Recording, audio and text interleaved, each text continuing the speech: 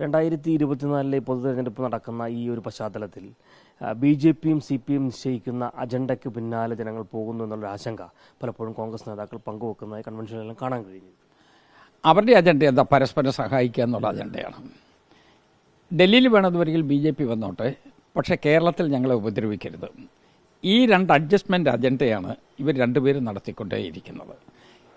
അതല്ലെന്നുവരിൽ വളരെ ദുർബലമായ സ്ഥലങ്ങളിൽ പോലും അവരെന്തിനാണ് മത്സരത്തിന് വരുന്നത്?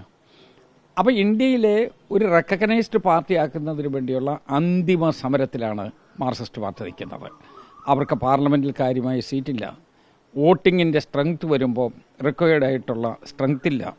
ഇതെല്ലാം കൂടി വരുമ്പോൾ ഏത് രൂപത്തിലുള്ള ഏത് പ്ലേ നടത്തിയാലും ശരി, എങ്ങനെയെങ്കിലും റെക്കഗ്നീഷനുള്ള ഒരു രാഷ്ട്രീയ പാർട്ടിയായിട്ട് നിൽക്കണം. അതിനു വേണ്ടിയുള്ള പരിശ്രമത്തിലാണ് അവരപ്പോൾ ചെയ്യുന്നത്. ബി.ജെ.പി ആയിട്ട് അഡ്ജസ്റ്റ് ചെയ്യും. എന്തിനാ ബി.ജെ.പി ആയിട്ട് പുറത്ത് ബി.ജെ.പി എതിർക്കും? കാരണം ബി.ജെ.പി വിരുദ്ധ വോട്ടുകൾ കിട്ടുന്നതിന് വേണ്ടിയാണ്. പക്ഷേ ആക്ച്വലായിട്ട് ബി.ജെ.പി ആയിട്ട് പതുക്കെ തോളോട് തോള് ചേർന്നങ്ങ് നിൽക്കും. ഈ കള്ളക്കളി കേരളം കണ്ടുകൊണ്ടേയിരിക്കുകയാണ്. ഇവിടെ വളരെ പ്രഗത്ഭരായിട്ടുള്ള ആളുകൾ ഉൾക്കൊള്ളുന്ന ഈ കേരളത്തിൽ ആ കള്ളക്കളി എക്സ്പോസ് ചെയ്യുക എന്നുള്ളതാണ് സമൂഹത്തിൻ്റെ ആദ്യത്തെ ഉത്തരവാദിത്തം എന്ന് ഞാൻ കണക്കാക്കുകയാണ്. മറ്റൊന്ന്, ഇപ്പോൾ ഈ കേരളത്തിലെ രാഷ്ട്രീയം ബി.ജെ.പിക്ക് ഏത് തരത്തിലും പർച്ചേസ് ചെയ്യാം, അപ്രോച്ച് ചെയ്യാം എന്നുള്ള രീതിയിലേക്ക് മാറിയിരിക്കുന്നു എന്നുള്ളതിൻ്റെ ഒരു തെളിവായി ഇപ്പോൾ പത്മജ പോയതിന് പിന്നാലെ ഇപ്പോൾ മറ്റൊന്ന് ദേവികുളം എം.എൽ.എയുടെ പേരും ദേവികുളം എം.എൽ.എ രാജേന്ദ്രനും ഇപ്പോൾ ബി.ജെ.പി നേതാക്കളുമായി കൂടിക്കാഴ്ച നടത്തിയിരിക്കുന്ന സാഹചര്യത്തെ ആ തരത്തിൽ കൂടിയാണോ വിലയിരുത്തുന്നത്? ഞാൻ ഈ പോയവരൊക്കെ പണം മേടിച്ച് പോയെന്ന് എനിക്ക് അഭിപ്രായമില്ല. പക്ഷേ ബി.ജെ.പിയുടെ പണത്തിൻ്റെ സ്വാധീനം വളരെ അപാരമാണ്. നമുക്ക് അളക്കാൻ കഴിയാത്ത വിധത്തിലുള്ള സ്വാധീനമാണ് പണത്തിൻ്റെ മേലിൽ അവർക്കുള്ളത്. അതിനൊത്തിരി ഉദാഹരണങ്ങളുണ്ട്. അത് കേരളത്തിന് പുറത്തുണ്ട്, കേരളത്തിനകത്തുണ്ട്, പലയിടത്തുമുണ്ട്. ഈ കൂറുമാറിപ്പോയിട്ടുള്ള ആളുകളെല്ലാം പണം വാങ്ങി മേടിപ്പോയി എന്ന് ഞാൻ വിശ്വസിക്കുന്നില്ല. അവർക്ക് അവരുടേതായ ചെറിയ ചെറിയ ദുഃഖങ്ങളും സ്വകാര്യ പ്രയാസങ്ങളും ഉണ്ടാകാം. അത് പതുക്കെ കൾട്ടിവേറ്റ് ചെയ്ത് അവരെ ഈ നിൽക്കുന്ന സ്ഥലത്ത് നിന്ന് ഇളക്കി പ്രതിഷ്ഠിക്കുക എന്നുള്ളതാണ് ഇവർ ചെയ്തുകൊണ്ടിരിക്കുന്നത്. നേരത്തെ നമുക്ക് നോക്കാം, ബി.ജെ.പിയിലോട്ട് പോയിട്ടുള്ള മറ്റാളുകളുടെ ഇപ്പോഴത്തെ അവസ്ഥ എന്താ? ഇപ്പോൾ സി.കെ. പത്മനാഭൻ പറഞ്ഞല്ലോ, നിഴൽ പോലും ഇല്ലാതെയാണ് ചില ആളുകൾ വരുന്നതെന്ന്. അതിനേക്കാൾ കൂടുതൽ അപമാനകരമായ ഒരു ഭാഷ ഏതെങ്കിലും ഒരു രാഷ്ട്രീയ നേതാവിന് കേൾക്കേണ്ടി വന്നിട്ടുണ്ടോ? അപ്പം ചെല്ലുന്ന ആളുകളുടെ സ്ഥാനം വളരെ വളരെ മോശമാണ് എന്നുള്ള കാര്യത്തിലൊരു സംശയമില്ല. ആരാ സി.കെ. പത്മനാഭൻ?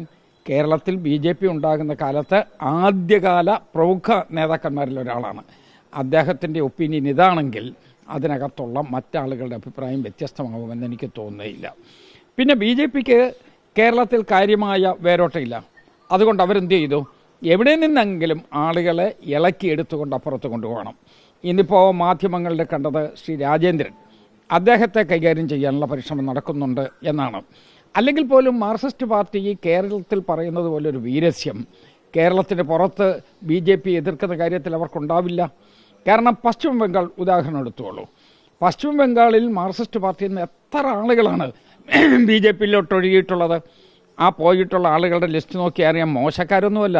പാർട്ടിയുടെ എക്സ്-എം.എൽ.എമാർ, എക്സ്-എം.പിമാർ എന്ന് തുടങ്ങി അങ്ങനെയൊരു പരമ്പരയാണ് ബി.ജെ.പിയിലോട്ട് പോയിട്ടുള്ളത്. ത്രിപുരയിലെ അതുതന്നെയാണ്. എങ്ങനെയാണ് മാർക്സിസ്റ്റ് പാർട്ടി ത്രിപുരയിൽ ക്ഷണിച്ചത്? ത്രിപുരയിൽ ക്ഷണിക്കാൻ വേറെ കാര്യങ്ങളുണ്ടാകാം, പക്ഷേ ത്രിപുരയിൽ അവരുടെ ഒഴുക്ക് പോകുന്നത് മറ്റു വഴിക്കാണ്. ഇവിടെ വന്ന് നമ്മളുടെ മുമ്പിൽ വലിയ ബഹളവും ഇവിടെ ബി.ജെ.പി വിരുദ്ധതയും പറഞ്ഞിട്ട് കാര്യമുണ്ടോ? അതൊരു ഓൾ ഇന്ത്യ പാർട്ടിയാണെങ്കിൽ, അവരൊരു അഖിലേന്ത്യാ തലത്തിൽ അവർക്ക് ബേസ് ഉണ്ടെങ്കിൽ സ്വാഭാവികമായും ഇന്ത്യയുടെ ഇതര സംസ്ഥാനങ്ങളിൽ നിന്നുള്ള ഈ കുത്തൊഴുക്ക് തടയുന്നതിന് വേണ്ടി എന്തെങ്കിലും നടപടിയെടുക്കേണ്ട ഒന്ന്. രണ്ടാമത്തെ പ്രശ്നം, ബി.ജെ.പി അധികാരത്തിലെത്തിക്കാതിരിക്കണമെങ്കിൽ ചെയ്യേണ്ട ആദ്യത്തെ നടപടി എന്താ? ബി.ജെ.പി ഇതര വോട്ടുകൾ ഒരുമിച്ച് ഒരു പെട്ടിയിൽ വരണം, ഒരു ചിഹ്നത്തിലെത്തണം. അതിനിവരെന്താ ചെയ്യുന്നത്? അത് അവർ ചിഹ്നഭിന്നാക്കണം. ആ ചിഹ്നഭിന്നം ബി.ജെ.പി ഇതര കക്ഷികൾ ചിഹ്നഭിന്നമായി നിൽക്കുന്നത് കൊണ്ട്, വ്യത്യസ്തമായ ചേരിയിൽ നിൽക്കുന്നത് കൊണ്ട് ഗുണം കിട്ടുന്നവർക്കാ? സ്ട്രെയിറ്റായിട്ട് ഡയറക്റ്റായിട്ട് ബി.ജെ.പിക്കാണ്. ആ നടപടി ഇവരെടുത്തുകൊണ്ടേയിരിക്കുകയാണ്. ഇവർ പറയുന്ന ബി.ജെ.പി വിരുദ്ധത ഉണ്ടായിരുന്നു എങ്കിൽ, ആത്മാർത്ഥതയോടുകൂടിയ സമീപനമാണ് എടുക്കുന്നത് എങ്കിൽ, സ്വാഭാവികമായിട്ടും അവർക്ക് ബി.ജെ.പിക്ക് ഒറ്റയ്ക്ക് നിൽക്കത്തക്ക വിധത്തിലുള്ള അന്തരീക്ഷം ഉണ്ടാക്കാമോ? ബി.ജെ.പി ഇതര വോട്ടുകളെ ഭിന്നിപ്പിക്കാമോ? ഇവർ ചെയ്തുകൊണ്ടിരിക്കുന്നത് അതാണ്. മൂന്നാമത്തെ കാര്യം, ഈ തെരഞ്ഞെടുപ്പ് പ്രഖ്യാപിച്ച ഇന്ന് വരെ, നമ്മൾ ഈ സംസാരിക്കുന്ന നിമിഷം വരെ മാർക്സിസ്റ്റ് പാർട്ടി എതിർത്തുകൊണ്ടിരിക്കുന്ന ആരെയാ? കോൺഗ്രസിനെ എതിർക്കുന്നുണ്ട്, രാഹുൽ ഗാന്ധിയെ എതിർക്കുന്നുണ്ട്, ഇന്ത്യൻ നാഷണൽ കോൺഗ്രസിൻ്റെ മുഴുവൻ നേതാക്കന്മാരെയും ടോട്ടൽ അവർ എതിർക്കുന്നുണ്ട്. പക്ഷേ അവർ മാർക്സിസ്റ്റിൻ്റെ BJPക്കെതിരായിട്ട് അതുപോലൊരു നിലപാടെടുക്കുന്നുണ്ടോ?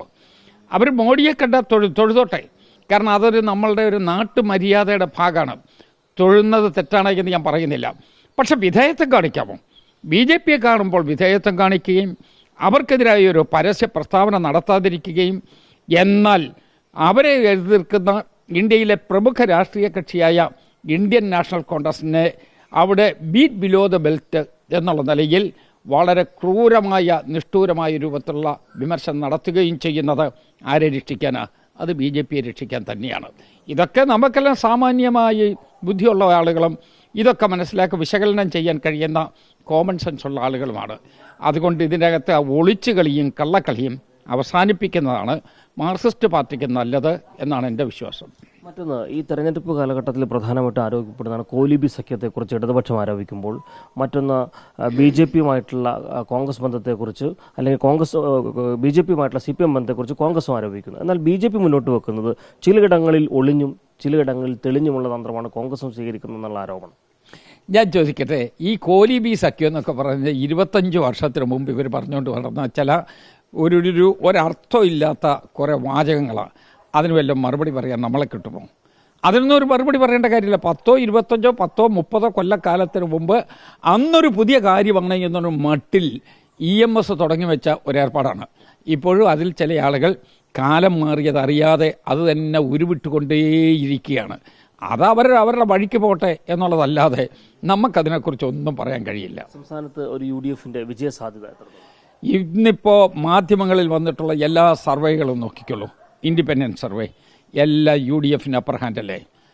അതിനേക്കാൾ അപ്പുറത്തേക്ക് UDF പോകും എന്നുള്ളതാണ് ഞങ്ങളുടെ വിശ്വാസം. കാരണം ഇന്ത്യൻ രാഷ്ട്രീയത്തിൽ 2 രൂപത്തിലുള്ള മാറ്റം നമ്മൾ കാണുകയാണ്. ഒന്ന്, ഇതുവരെ ഭരിച്ചുകൊണ്ടിരുന്ന BJP എടുത്തുകൊള്ളുന്ന രാഷ്ട്രീയ നിലപാട്, അത് നമ്മുടെ CAA അടക്കം മറ്റ് കാര്യങ്ങളിൽ, അതോടൊപ്പം തന്നെ എല്ലാ കാര്യങ്ങളിലും അവരെടുക്കുന്ന നിലപാടിനോട് നമുക്ക് യോജിക്കാൻ പറ്റുകയില്ല. അത് ഇന്ത്യൻ സമൂഹത്തിൻ്റെ പൊതുചിന്തയ്ക്ക് വിരുദ്ധമാണ്. ആ പൊതുചിന്താധാരയ്ക്ക് വിരുദ്ധമായി അവർ നിൽക്കുന്നത് കൊണ്ട് അവരെ ഒപ്പോസ് ചെയ്യുന്നതിനുള്ള ഇന്ത്യയിലെ ഏറ്റവും പ്രമുഖ രാഷ്ട്രീയ പ്രസ്ഥാനം ഞങ്ങളെ ശക്തിപ്പെടുത്തുകയല്ലേ ഇവരൊക്കെ ചെയ്യേണ്ടത്. അവരത് ചെയ്യുന്നുണ്ടോ? ആ ഉത്തരവാദിത്വം നിറവേറ്റുന്നുണ്ടോ? അപ്പോഴവർ വെള്ളിയാഴ്ച കുറ്റം പറഞ്ഞ് ഞങ്ങളെ കൂടുതൽ വിഷമിപ്പിക്കുന്നതിന് വേണ്ടി ശ്രമിച്ചുകൊണ്ടേയിരിക്കുകയാണ്. അത് ചെയ്യരുത്. അവർ പറയുന്ന മുദ്രാവാക്യത്തിൽ അവർ ഉറച്ചു നിൽക്കുന്നു എങ്കിൽ, അവർ പറയുന്ന നിലപാടിൽ അവർ കൃത്യതയോടുകൂടി നിൽക്കുന്നു എങ്കിൽ, അവർ ചെയ്യേണ്ട കാര്യം ഈ രാഷ്ട്രീയ മത്സരത്തിൽ BJPയെ എതിരായിട്ട് നിൽക്കുന്ന വോട്ടുകൾ ഛിന്ന ഭിന്നമാക്കാതിരിക്കുന്നതിന് വേണ്ടിയുള്ള ബോധപൂർവമായ ശ്രമം ഉണ്ടാകണം. അതുണ്ടായില്ലല്ലോ. ജനാധിപത്യത്തെ സംരക്ഷിക്കാൻ, നിലനിർത്താൻ വേണ്ടിയിട്ടുള്ളൊരു പോരാട്ടത്തിൽ വോട്ടുകൾ ഛിന്ന ഭിന്നമാക്കാനുള്ള ശ്രമത്തിൽ നിന്ന് ഇടതുപക്ഷം അടക്കമുള്ള പാർട്ടികൾ പിന്മാറണം എന്ന ഒരു കാര്യം കൂടിയാണ് തിരുവഞ്ചൂർ രാധാകൃഷ്ണൻ മുന്നോട്ട് വെക്കുന്നത്. വീഡിയോ ജേർണലിസ്റ്റ് രഞ്ജിത്ത് കളത്തിപ്പിടിക്കൊപ്പം reporter Prashanth Thottungal, in reporter, Kottayam.